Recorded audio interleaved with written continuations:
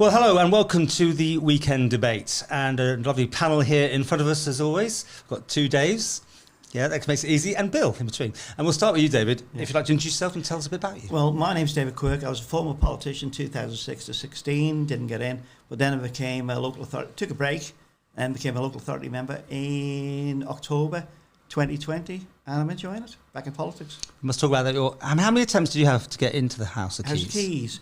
Oh, in them days, yeah. it was the old guard, probably about 6 or 7 attempts, but wow. They were a lot older than me, if I could say that. You're pretty keen though, weren't you? Yeah, well, it's perseverance. Did you go higher and higher and higher and get there eventually? Definitely what it was. I was into the trade union side with Bernard Moffat and all them, and I tell you what, being an apprentice under Bernard Moffat was great. Wow. He's a big fan of the show. Hates it. No, I'm joking. He loves it. Bill. Hi, I'm Bill Shimmins. I'm a member of House of Keys for Middle, and I'm also a member of the Treasury. And you stayed there for the whole thing. That's very good. No moving around. In fact, there wasn't a lot moving around this whole thing, was there really? Not really. I can't think much. No, and I think probably the coronavirus crisis, created that less opportunities for movement. Of course, your colleague from Middle is not really standing, of course. That's we'll come, right. and we're doing that straight away in a moment. I can't wait. I'm inputting some stuff into that. Right, David. Say number 2, David. I'm Dave Armstrong, and we go back a bit, so you know most about most things that you wouldn't want to relate about me. The only way I'm doing what I'm doing today is because of Dave Armstrong. Is that good or bad? Getting into video stuff was amazing. It started with music, and it's moved into film, media, and basically loving it here on the Isle of Man for 33 years now. Wow. 33 years. Wow. Man and boy. We'll talk much more about that. Okay, let's talk about the Chief Minister with the bombshell announcement of him not re-standing. This is not news. This was obvious, right? I don't think it was particularly surprising. I think it had been signalled a number of times, and I think actually it's quite a smart move. Because if you saw what happened in the UK, there was definitely a popularity bounce with the vaccination programme. So it's quite a smart time, I think, for Howard to depart. Well, he did have a bounce, and he could walk on water at one stage, let's face it. And the cards are flowing, and everyone loved him. And I did see him this morning, so I did give him a nice hug before I bring about what I'm about to say, because really the way it was handled was strange. Did you not see that it was the comms department who released the announcement? He had presidential interviews which were exclusives. I didn't get asked. Oh, funny that. But why weren't you asked, Paul? Yeah. Well, we'll come to that. But it just didn't stack up for me the way he's handled himself in that sense. He has been presidential-ish. Would you agree? I think it's been a different style. I think that if you look at the departure announcements, it was odd. I think the Manx Radio also weren't given an exclusive. But I guess I'd be interested in your views about why you and Manx Radio were not asked to do the departure interviews. Turning it around. So what happened? And I have to go, I've done a little bit of digging, but everything I say has to have a caveat that it's alleged, because I can't go around proving anything. I don't want a lawsuit. But yes, it appears that Josh, who I know really well, was approached to do the exclusive, and the papers, the gentleman who did the interview there is off leaving soon, and it was decided that they wanted to mend things, because it'd been a bit bumpy, their relationship. So the papers got an exclusive, but they thought they were first because it was held back till 6 a.m. And we actually got an email at 6 a.m. in the morning, which is unheard of, because normally it's under embargo from the day before. So the papers were actually a bit miffed because Granada were running it. And weirdly, Manx Radio, I mean, you can't make it up, they were running the Granada story to say that they hadn't got the story, they were taking it from Granada and watch the programme tonight, which is fantastic for Josh, but crazy, if you ask me. If you're running a newsroom, you do not publicise the opposition. But the way it was just done, as you say, the Manx Radio didn't get a go at it. They got at them late that day, and I heard, again, that it was quite a tough interview in places, but none of that part has yet to see the daylight. This worries me massively, the way these things are being handled. Oh, and I should say, as far as I can understand, him leaving the office doesn't mean he should have the government comms department anywhere near this, because he's just a man who's standing, like Lawrence Skelly stands down. He just does it personally. It's a personal statement, and that's how it's handled. But you had this interview done in the House of Keys chamber, which, again, what's this? But, you must have thought, what's going on? So I think a few eyebrows have been raised. It is interesting that Tim Glover, yourself, who are known for asking quite challenging questions, seem to have been cut out. And that feels kind of almost like Donald Trumpian in terms of how you manage the media, whereby you talk to people who you hope will be nice to you, and you don't talk to people who perhaps ask you more searching questions. So it's a wee bit... Perhaps I think we're reading a wee bit too much into it. Because, I honestly don't think it's a bit odd. Don't forget, comms approached these people for those interviews. Now, on the day it all came out, Manx Radio then got that interview. I think BBC were going hopping mad. Again, I knew what I understand, because let's face it, if it's on one of the TV channels, you want to know why you didn't get it. Yeah. Now, how that should have been handled, surely, was we all got 10 minutes with them the night before, under embargo, bingo, put it out on the day. To be honest, I'm not sure the general public will really get that agitated about it. This is a slightly interesting thing about this whole dynamic. But actually, how in a small place you have a free and independent media is really important. So you need to be very careful you don't cross any lines, in my view, because once you lose that, then you're really struggling, I think. So I think perhaps people don't necessarily understand the full implications of this trend that we're seeing in terms of quite cynical news management, which we've seen, I think, over the last couple of years. But Paul, from a public point of view, the 2 days, I could say that, we just thought it was a natural thing that's happened. The Chief Minister made a statement. Yeah. Whether we disagree with which way it was done, but some of us, I think we're probably, and I'm one of them, worked under Howard Quayle and found him fine when he was the Minister for Health, is that he made a decision, he made that decision on his own account. He's let the public know, and I think the majority of people are happy with what the statements were saying. Maybe they wanted him to stay on. I personally wanted him to challenge for the seat for the presidency. I'd loved a three-way contest for that presidency, because I do have a worry, concerned, just as a citizen now, as a member of District Commissioners, is what the future is going to hold for our government now, because there's going to be changes. Chief Minister goes, Mr. Skelly goes, there's some other people may not stand, and we got people coming in, sitting on the sidelines, thinking this is an easy life. It's not. Well, one more problem I had with the whole thing was all the interviews that went out were edited, you see, because what I did, as you well know, it goes out. I mean, everything was heavily edited. And I understand the chief wasn't happy with the 2 TV interviews particularly, and make sure you can throw that in because they videoed it.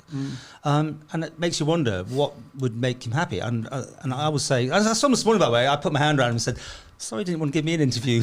And we had a very nice, chatty interview, talk. But you've given us assurance today that none of this is interviewed going to be chopped, changed, or lying on the floor. But my stuff doesn't. It's just the way it is, unless it's a technical issue. But what's interesting, like you say, I'm definitely a member of the public. I haven't crossed into the political class quite yet, and why anybody would want to cross that divide, I don't know. But it does actually resonate to a degree, because I try to stay off the Isle of politics pages, for example, or Facebook. I don't spend a lot of time on it, but people do pick up a whiff that's probably not there. No. And that's the thing that I think politicians need to bear in mind. Yeah. It doesn't need to be a huge whiff. It just needs to be a small whiff of, why didn't they? And then it blows out of proportion because it was probably not necessarily any bad intent. And social media is a real cruel, if you get somebody stalking you or doesn't like you on specific issues. Have you got a stalker?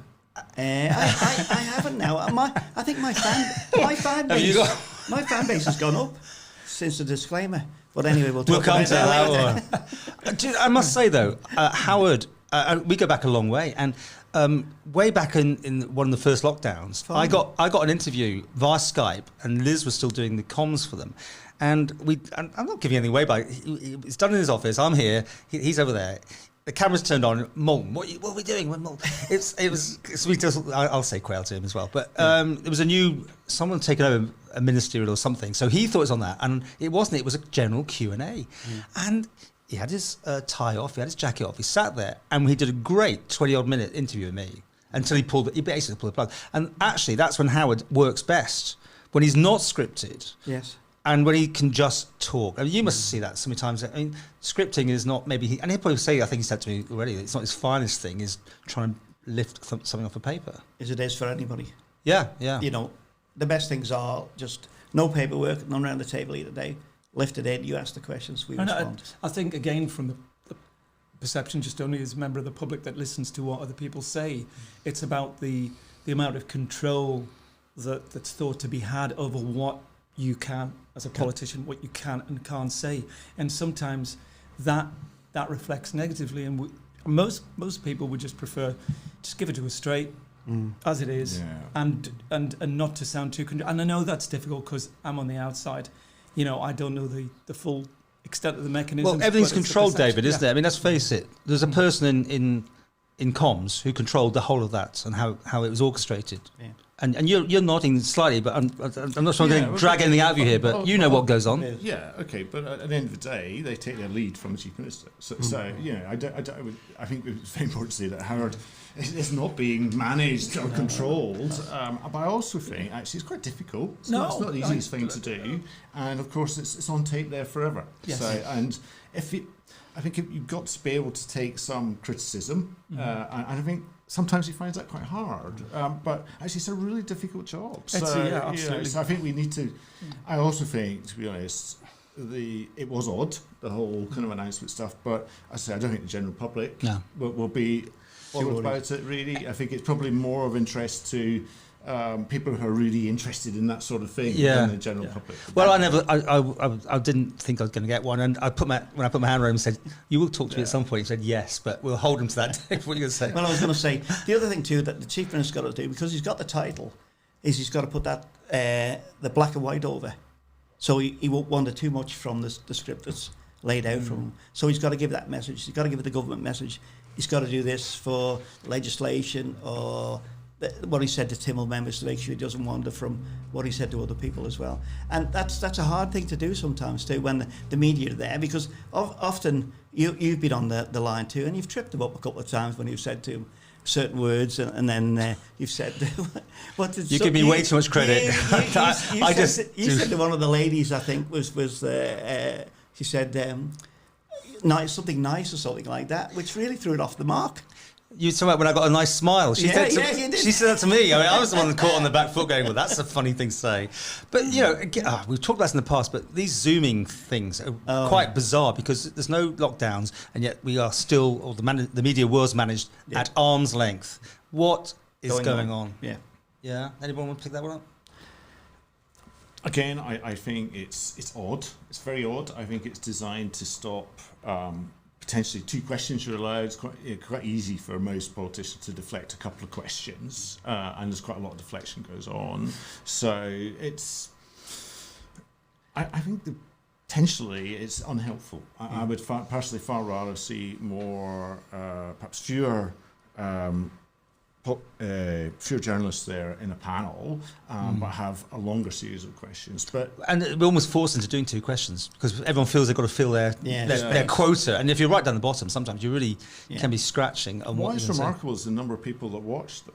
Yeah, I mean, in terms of... Have you seen some of the comments? Well, but if you take a step back from some of these and start trying to look at the bigger picture, and you think, well, actually, it's really important to have independent media. Now, suddenly, as a result of this crisis, the government has found a way to communicate directly to the public without necessarily having media there. So, and they tried that, didn't he, by having, let's have the audience to ask the questions this week, and let's get James in to do it on behalf and all that. And bells are ringing for me personally about it's a whole different dynamic, isn't it? So but I would say that as a viewer, I sort of understand that there could be a slight contra-argument, which is, you know, people get bored if there was a lot of questions from, that went on for hours. But I know you would say from a journalistic point of view, the follow-up question can be more important than the first question. Well, you kind of not even allowed a follow-up. I mean, I've been cut off by saying that's your second question. And go, oh, no, we're still dealing with that. And you feel...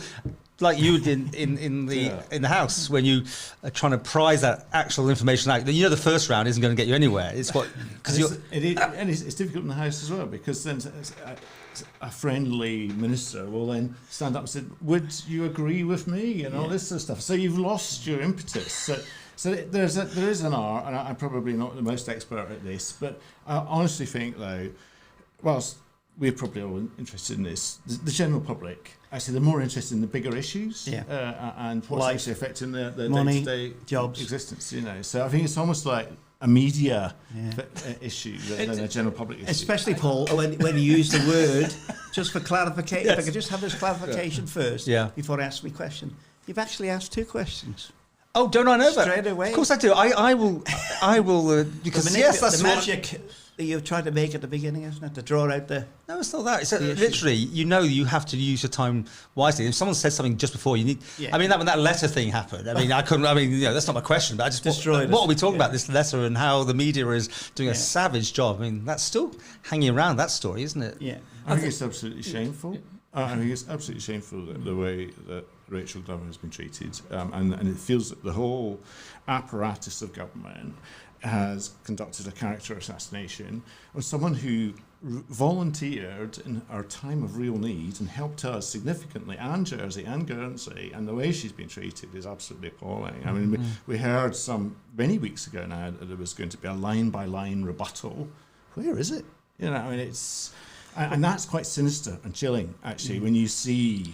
Why would he say a line-by-line rebuttal when it's really putting you are literally saying this is what I'm going to do, and it hasn't? And I've asked him many times. So I guess also since people are a bit fed up with the story anyway, but actually, why is this important? The reason it's important is people are concerned about the Indian variant of COVID, and that's just one of a number of variants that are coming on down the track. Because of this... ridiculous fiasco, in my view, when people are unwilling to admit that they have made a mistake and say sorry, we don't have real-time genomic sequencing testing on the island. So and we will get more cases, obviously, on the island, when we get the Indian variant here, we will not know for many days as a result of this like the Kent one. How many times have we asked that question? Why don't we know? It's an unnecessary...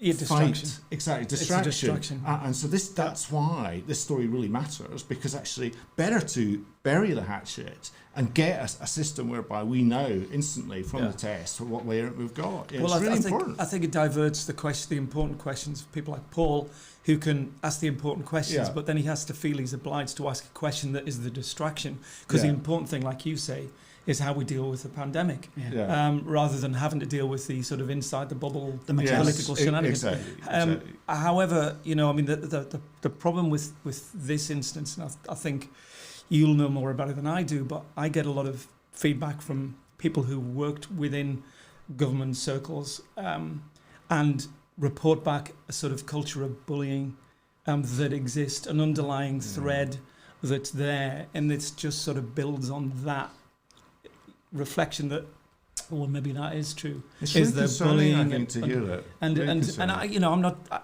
I've had good dealings with my interactions with government, with everyone. Maybe it's just because I'm a nice guy, Paul. What would you say? But I would say that from what I'm hearing from other people who have worked within government and within departments, and especially one department which she was probably working within, that there is an undercurrent of bullying and a sort of clique that can form around that which is really concerning. Really concerning. Well, the major issue to me was sitting outside is if you've got a contract of employment, you're employed. If you haven't got a contract of employment, you're not directly employed, are you? You're a contractor. So from a trade union point of view or whatever legal point of view on that should have been bounced out straight away. She thought she was employed, but the government said she wasn't. There was some very strange rhetoric around that. But I think it's part of a trend, so I don't know if you saw the steam packet evidence or listened to the steam packet evidence. And again, you've got steam packet feeling really aggrieved. They feel they've been smeared by the Cabinet Office in a coordinated way. And the Cabinet Office are potentially trying to deflect blame for the last lockdown, effectively. Yeah. I want to talk more about that Yeah. bit in the next section. Just to finish off this one and the questions we asked to the media. You don't mind me saying it was you that asked me that question? Not at all, no. Because remember, these are the symptoms you must have, and if you haven't got the symptom, you can't get a test. Headache only. He was. I mean, David very precise. So he told me I'm not a hypochondriac. No, but you don't get ill very often when you do it. So we know about it. No, seriously. So remember, I don't know if you remember. I then put to Dr. Hewitt. Sorry. Yeah. What happens when someone's only got a headache? Well, and she was adamant it didn't come onto the list. Well, Whereas Guernsey seemed to have this idea: you tell us what you got, and we might add it to the list, which seemed more obvious almost. Yeah. And she said you can't get a test if you've only got a headache. So the story was, you had to make up other symptoms on the 111 just to get the threshold. Now that's crazy. Slightly, because I knew I had it. I knew I had a disease that was completely different than anything else I had, and I was more concerned about the people around me than myself. I actually think I had it the previous year, and it was quite interesting. I was looking for someone's email address, and I found a thread of emails that I'd sent before the first lockdown about test, and I talked to you about it, about testing, and because I keep my eyes on what's going on around the world. But in this instance, it was really tricky because I thought, well, if I just followed the actual symptoms, I would not get tested and I'd pass it on to people and wouldn't know. But it was a strange occurrence too when doctors, you couldn't even see a doctor, even if you were terrible, dying or whatever. Meds was the only way to get in. Because the biggest laugh I had, knackered me knee a bit again, I rang the doctor up and said, any chance of seeing a doctor? This was ages ago. And he said to me, can send a photograph of your leg? and I'm thinking to myself, what can... My leg is sore, I've twisted it, probably pulled a few muscles. No bones sticking out or anything like that. There's nothing else. But what can you do? Nothing there. And we're still from today, even today or yesterday, whatever, you're still restricted to get a doctor's appointment. You have to say, something really wrong with me, or something, has really gone wrong, or you've got other issues that the doctor knows about. Okay. It's slowing down. I remember it was talked about the other day. Okay, let's leave it there for a minute. This is the end of part 1 of our weekend debate. Part 2 and 3 to follow.